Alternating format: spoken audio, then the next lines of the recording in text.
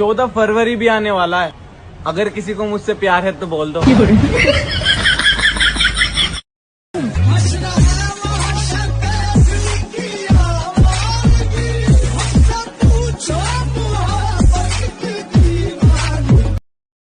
जो मेरा है उस पे किसी का हक तो क्या,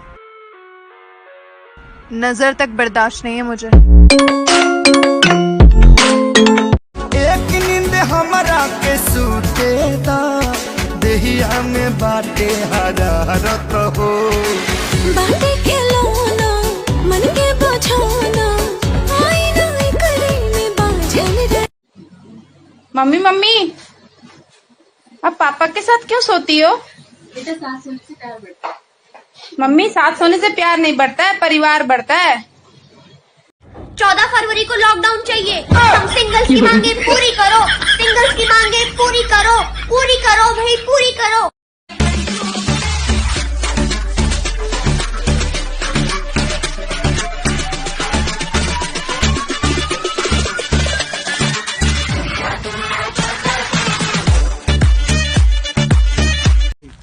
बट मरेगी साली आज रात को 12 बजे का टाइम। क्या हो गया आमिर भाई, कौन है? अबे साला इतने काले लौंडे को तो चुम्मे चुम्मे दे रही है, हमसे कह रही है भैया हट जाइए जरा। साली मरेगी आज रात को 12 बजे का टाइम पे। कालिए कालिए साले। बैठ।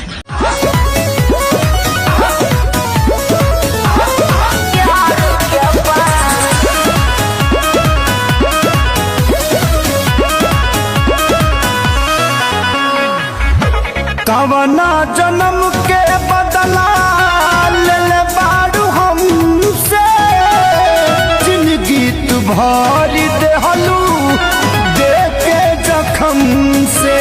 ऐसे मत बोला जान, इनमें हमार कोनो गलती नहीं। रतिया के आवेला ना आवेला दिन के, रतिया के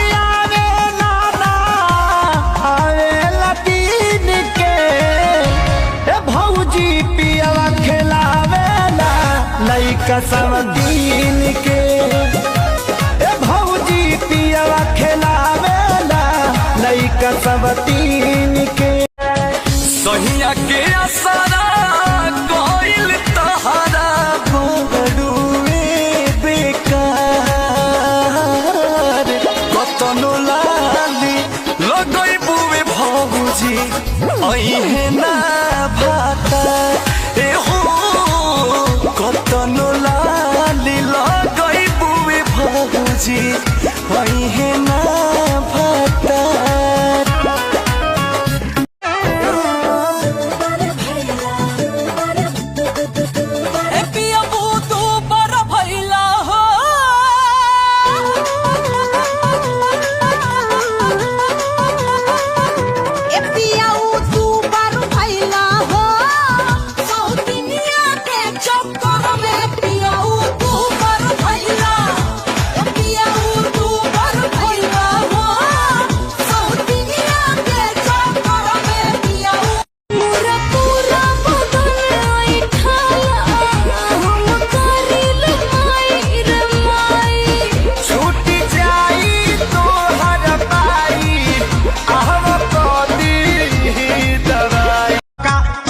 गलत ना कहे अपना चीज के हो, केहू गलत ना कहे अपना चीज के हो।